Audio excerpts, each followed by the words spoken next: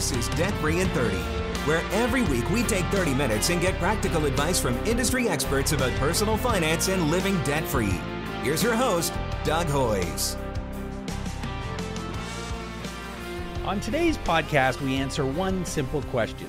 Should you have a joint bank account with your spouse? That sounds like a simple enough question. Why are we devoting an entire podcast to it? Because the answer is not as simple as you may think. So to discuss it, it's time to welcome back to the show my Ted Michalos co-founder and business partner, Ted Michalos, who is making his first appearance on the show here on season number 5, and his first appearance in the new Debt Free in 30 studio. Ted, ready to go? Well, I'm very excited. Excellent. So what do we mean, and we're going to start with the basics here. So what do we mean when we refer to a joint account? All right, so we're going to put the obvious cannabis joke aside No here, cannabis right? jokes here. None of that. Because we are based in Ontario. Exactly. A joint bank account is one that has 2 or more signatures to it. So for instance, if my spouse and I had a checking account together, we both have the rights to sign the account, to withdraw funds, to deposit funds. So pretty much that simple. There's more than one name on the account. Right. So, if I give my wife or my son my bank card and I tell them my PIN, that's not a joint bank account just because I've given them my bank card. That's you giving away all the money in your account to your wife or son or anyone else. So we don't recommend letting anyone else know your PIN. If you have a joint account with someone, then you can get a separate card for them. They can get their own PIN. Correct. But giving them someone a card is not the same as having a joint account. That's right. Okay, so is sharing an account a good idea? Before we talk about joint accounts, is sharing an account a good idea? Well, so if you're talking about me giving someone access to my account, so I'm sharing it with them, I think that's generally a bad idea. You'd have to trust that person a great deal. And you and I have both done bankruptcies for people who come in and say, yeah, my son, my friend, whatever, I wanted to help them out. I gave them my card. I gave them my PIN, and oh, well, bad things happen. So Correct. That's why we don't think it's a fantastic idea. So, okay, let's get back to joint accounts then.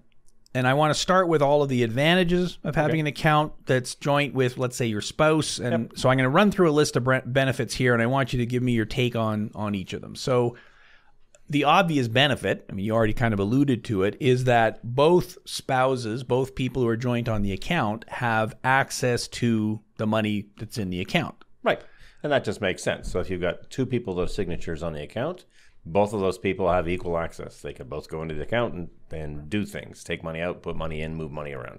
And so in terms of things like, paying bills or whatever, we've both got access to the account. There's a huge convenience factor to that, right? So depending on who in the family or the household is looking after paying the bills or buying the groceries or any of those other things, it's just easier if you can both do the same thing. So convenience. That's the real reason for it. That's the real simple answer then. So what about tracking of all expenses and knowledge of where each of you are spending money? Is that a good thing, a bad thing? Yeah, one of the things we found over the years is people lack discipline, so they don't keep track of how they spend their money. So if you've got all of the transactions coming out of one account, it's easier to monitor things. If you each have your own account, then you've got to put that information together when you're looking at things at the end of the month. So again, it's a convenience factor there too, both on the income side and the expense side. Certainly makes record keeping simpler. And so there's another check mark on terms of benefits. So do you think it increases communication around money if we both have a joint account?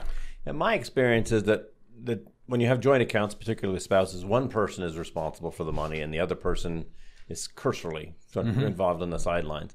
And so it only increases communications when the person who's not directly involved goes in and starts asking questions of the person that's doing all the work. And I totally agree with that. And I think every couple I've ever dealt with, that's the way it is. I've never seen an equal distribution of that. And it doesn't matter if it's the male or the female. It's not equally split, actually. Yeah, it's personality type. It's got nothing to do with gender. That's just the way it is. So, okay, so it may or may not increase communication around money. What about joint goal setting? Does it help if you have a joint bank account for that, or is that really not as much of a factor? I think it would depend on the nature of the account. So let's say a couple, and it could be business partners for all the difference it makes, has a goal of saving $100,000. And so now they create a joint savings account and they keep putting money in it. Well, so that would help achieve that goal because it's easier to monitor. In most cases, I don't know that it would make a significant difference.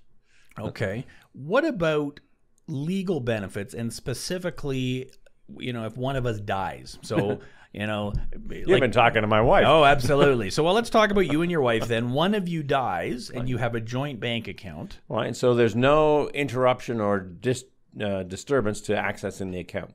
So if you have separate bank accounts and you die, somebody's got to go to the bank, prove that you've got a right to take money out of my account. I'm dead. I think there's a chapter in your book about that. Yeah, I was just thinking about that. So. Didn't I talk about death somewhere in my book? So, yeah, you're right. Myth number 18, I am immortal. And I did actually talk about that having a joint account makes it really simple that one party, dies, for example. Well, the money's still there. I've still got complete access to it. I don't have to worry about setting up a new account, anything like that. That's right. I mean, people get around that with your whole sharing thing that we started the show with. So in your will or last testament, you've got information on your PIN number and your card, but it's not the same thing. You don't have legal access. You're kind of tricking the system. And it's not immediate. So if we're both using the same account all the time, then it doesn't matter. I've got my own card. I've got access to the banking, so there's no interruption at all. And I guess the final benefit, and this is kind of an obvious one, is that there is less risk that one spouse is short. So if we've got one account and, we pay the hydro bill, we pay the groceries and all that sort of stuff from one account, then, all the money is there. If we have two separate accounts and I, pay the groceries out of my account, okay, I might be short when I go to the grocery store if they're separated. That makes sense. So that's kind of a convenience thing as well, I think. It all comes back to convenience. Okay, so there's lots of advantages. So now let's talk about the disadvantages, because it wouldn't be debt-free in 30 if we didn't talk about disadvantages. So, one advantage is, the joint goal setting and knowing everything. I guess the disadvantage is that there's a loss of financial independence and privacy. Is that a big thing? Is that an issue?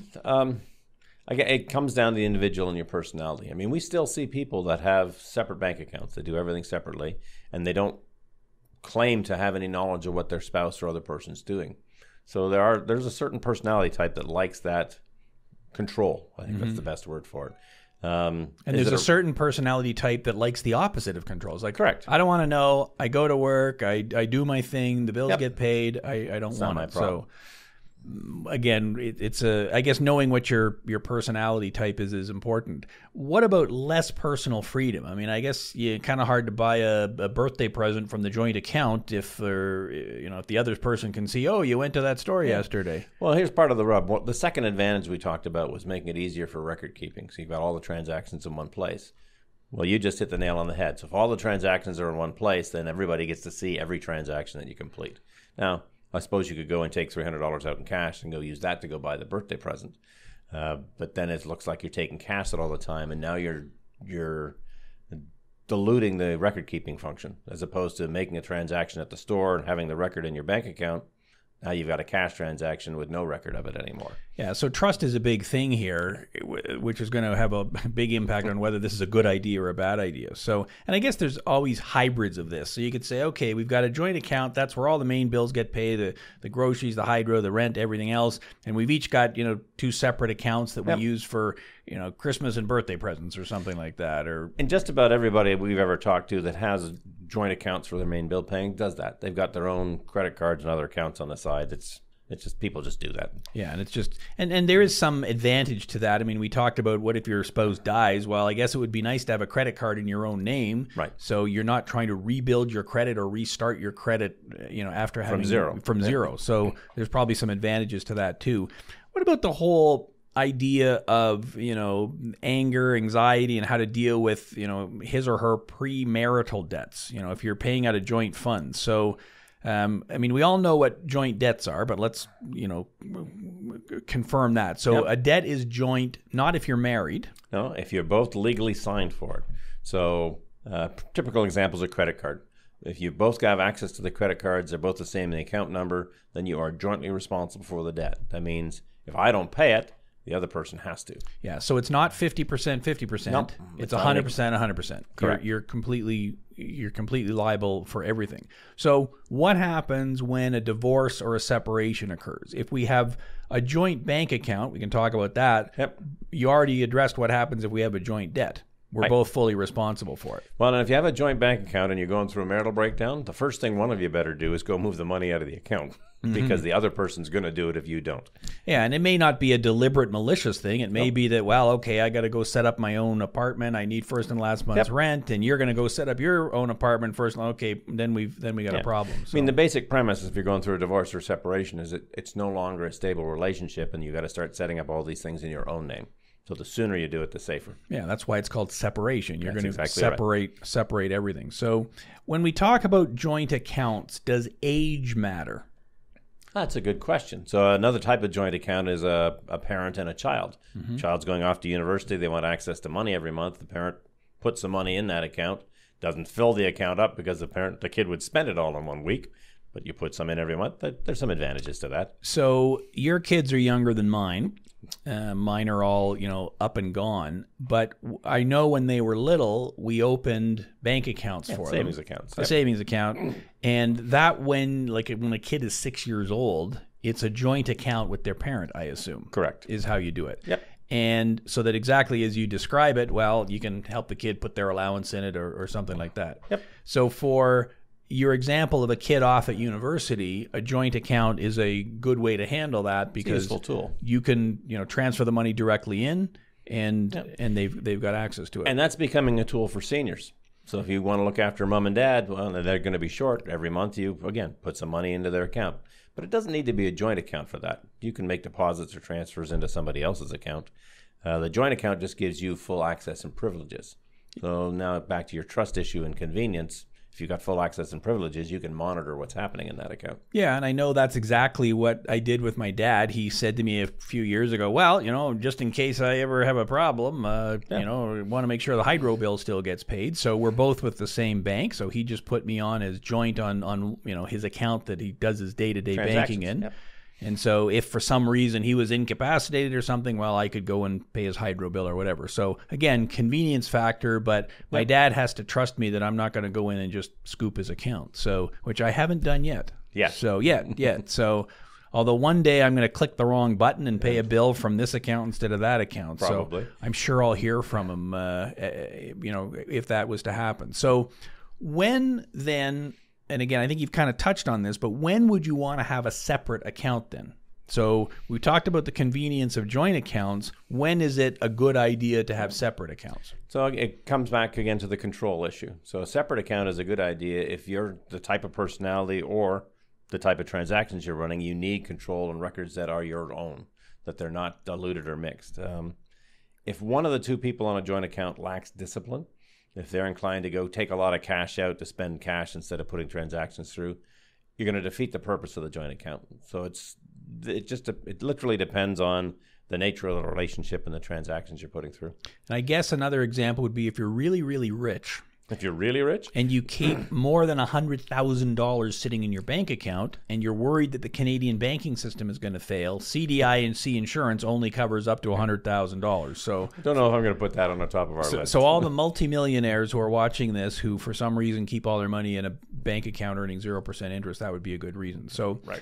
So again, we kind of touched on this. Can you have a hybrid? So some joint, some separate. A joint joint checking account, separate savings account. And the argument would be you probably should. So again, in every couple we've ever encountered, one person ends up being responsible for paying the bills. That's just the way it's husband, wife, it doesn't matter. It's one person does it. Giving the other person access to that account as a joint account just allows them the confidence to go in and look and see that things are being handled appropriately. They may never look, but it shows that you trust them enough that they can have a look. And for investment accounts, there's no such thing as a joint RSP account. Correct. An RSP is either in your name or somebody else's name. A TFSA would be the same. Yep. RDSP, wow, we start getting into RESPs. You can have more than one person who's created it. But right. In those cases, yes, they would obviously be separate accounts. So with an RSP, you can make a spousal contribution, but it's still their account. So for investment purposes, they have to be separate accounts. That's just the way it is. So if you are not married yet, can you have a joint account? You can. Any two people can be legally responsible for signing an account. So with a friend, with a parent, with a sibling, no reason why not. Why would you have a joint account with a friend? That's a very good question. I guess if there were some joint expenses that you were covering your, you know, maybe you're a single person, and well, as a backup, if I ever get into trouble, you know, here's. Yeah, you could have a joint account for the rent. So 2 or 3 people are renting a house. That'd be a good answer. Everybody has to put their money in. Yeah. So again, you got to trust that they're doing it, but yeah. And that way the landlord could just take the money out of that one account. It's an account that's just for one purpose. Right. And you can have as many bank accounts as you want. There's no laws against it. But you got to be very careful about service charges, for one thing. Right. And you got to make sure you're using the right account at the right time. Yeah. And I mean, we've both dealt with clients who've had multiple bank accounts. I think my record was somebody who had, I think, 40 of them. And she used, and they were all from online banks, so they were free. Didn't cost her any service charges. But that was kind of, instead of the envelope method or the jar method, she just had a bunch of accounts, and that was the one I pay the groceries with and so on. Seemed a little overkill to me. But for something like the rent, that would make perfect sense. You open the account at an online bank, so it doesn't cost anything. It's a joint account, and we can all go in and check. Did you put your share of the rent in? Did I put mine in? Whatever. Right. Pretty straightforward. Then we're good. And it might even be a good idea for an account like that to set it up so that you can make it a deposit-only account. So once the money goes in, only the landlord can take it out. I don't know if that's possible or not, but that might be a planning point as well. So what about credit score implications? So if I've got an overdraft in a joint account, does that affect each party equally? How does that impact what would happen with a credit score? As long as it's being reported that way by the financial institution, it should have equal impact on both their credit scores. And so if you have an overdraft account, and if you're keeping it current and there's no problems, then you want that to be reported. That looks good on you. I guess the same would certainly be true of a credit card. And I don't think we specifically said this, but there's a difference between a joint credit card and a supplemental credit card. There definitely is. A joint credit card, you're both legally responsible for the debt. A supplementary credit card, it's a secondary card holder that you've authorized to put charges on your account. So they're not responsible for the debt. Yeah, and so your common example of that would be, again, your kid's off to university, so you say, here you go, here's a credit card, it's got a $1,000 limit on it, so you can, make your emergency expenses or buy your books or whatever. But it's entirely in my name, so the most I can get burned for is $1,000. It has no impact on their credit, correct? Because it's just in my name. Okay, so what happens in the case of a bankruptcy or a consumer proposal with joint accounts if only one spouse files the bankruptcy or the proposal? All right. Well, so let's deal with bank accounts first. So when you file bankruptcy, and then it's different for a proposal, when you file bankruptcy, you're assigning your rights to an asset to the trustee. So if Jane and John Doe had a joint bank account and John filed bankruptcy, it would be Jane and the bankrupt estate of John Doe. And presumably the trustee would go in and take all the money. And it's very uncommon that actually happens, because Correct. if you got a whole bunch of money in the bank account, you're probably not They're going not bankrupt. Right. Yeah. So that would be a highly unusual circumstance. And if you've got $500 in the account and that's going to be part of next month's rent, we're not touching that. No. I mean, we're talking about big sums of money is what we're talking about. So you don't want to have, if one of the parties is going bankrupt, you don't want to have a whole bunch of money sitting in the bank account that would risk seizure by the trustee. Well, in addition, you'd run the risk that bank account now is identified in the bankruptcy, and so it might negatively affect on the other person's credit report as well. They're just getting dragged into it. So if it's as simple as it's a bank account, the answer is, before you go bankrupt, close that account, open 2 new accounts, one for you, one for the other person. Correct. Keep it separate, then you don't have to worry about it. Yep. Now, every time someone files a bankruptcy or a consumer proposal, we strongly recommend that they open a new bank account. We certainly do. Why do we do that? Well, so the majority of people that have a bank account or also have some sort of credit tool with that bank. Overdraft, credit card, line of credit, loan, doesn't matter. And all of those accounts have something called a right of set-off. So if there's money in your bank account and you owe money on a Visa card, you don't make your payment on the Visa, they can take it out of your bank account. So you file bankruptcy, you owe money on a Visa, the bank will automatically take whatever money's left in your account to pay off that Visa, and it's legal. So we tell people to switch those bank accounts beforehand, because you suddenly can't pay the rent, you can't buy your groceries, you can't put gas in the car, you're in trouble. And even if it's not legal, well, they can do it. Right. Well, they'll blame it on the computer. Yeah. If there's $20 sitting on the table, somebody can take it. So again, if you're contemplating filing a bankruptcy or a proposal, or if you're even just starting to get behind on some of your payments, then having a separate bank account at a separate bank where you don't owe any money is kind of a no-brainer. Well, it's the eggs in one basket sort of routine. There are a lot of people that'll tell you that, well, you want your bank account, your checking account, your credit card, your loans all with one bank, so they know everything about you. Well, the downside is they know everything about you. So it's always good to have a bank account someplace else that's completely independent, that's not tied into any of your debts or any of your other transactions. Was that in the book? Did I read It's probably it? in the book someplace. Trying to remember about that there.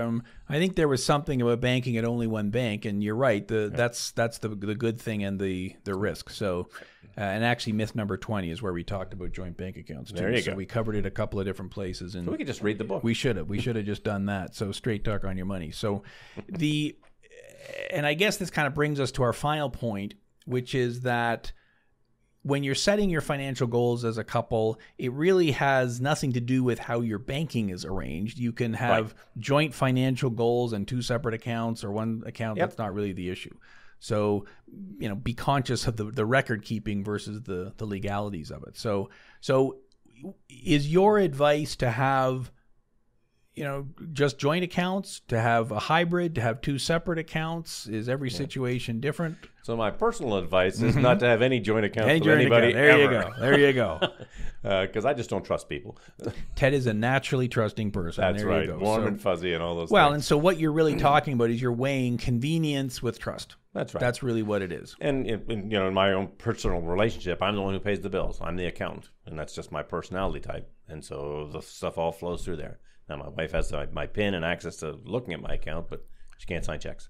There you go. Nobody writes checks anymore anyway, so it's less of an issue. So, and I'm the complete opposite. We've got one joint account. That's where all the money goes. You're both accountants. We're both accountants, so it's all gonna work out. So, but I guess if I was giving someone advice as to how set things up, even though neither one of us are actually following this advice, right? My advice would be have a joint account for all of the joint expenses. Correct. So put your paychecks in them, and that's how the rent, the groceries, everything gets paid for. And then for convenience sake or butt cover, if you want to call it, you have two separate accounts. Right. And what happens if the main bank is down? What if there's some issue? What if some creditor erroneously freezes your bank account, Revenue Canada, something like that? Well, having two separate accounts already set up makes things a lot easier. Maybe they're savings accounts. That's where the Christmas money goes or whatever. So probably a hybrid makes sense if you're not paying much in service charges, if you can keep track of it. So you gotta think it through for yourself. It's pretty much that simple, I think. Yeah, it is. And I draw a line between joint accounts versus joint debts. So you're right. A hybrid model for joint accounts makes a lot of sense. And I think every young couple, that's what the counselors tell them to do at that start. That's got nothing to do with joint debts. That's with the exception of your mortgage and maybe a car payment. Shouldn't have joint credit cards, shouldn't have joint lines of credit. All those things are very, very bad. Yeah, because you are liable for whatever the other person does. It's as simple as that. Now, again, from a convenience point of view, maybe it makes sense. From a credit point of view, maybe as a joint borrowing, we can get a better deal on the credit card than if we had two separate ones. Those are things you've got to think through for yourself. You do. There's no right answer that's going to work for everybody. And there never is. And that's why we talk about these things on the show. We've talked about the pros and cons, and you can make the decisions for yourself. True. Excellent. Well, I think that's a great way to end it. Ted, thanks for being here. That's our show for today. As always, a full transcript of this show can be found at hoyes.com. That's HOYES.com. And that's where you can also find full show notes with links to everything you need to know about joint accounts. And I'll also put some links into a couple of previous shows we've done that have talked about some of these issues. Can they order the book? And yes, yes, you can order the book, straighttalkonyourmoney.ca. I think if you go to Chapters or Kindle or Amazon, it's someplace all there else as well. Exactly.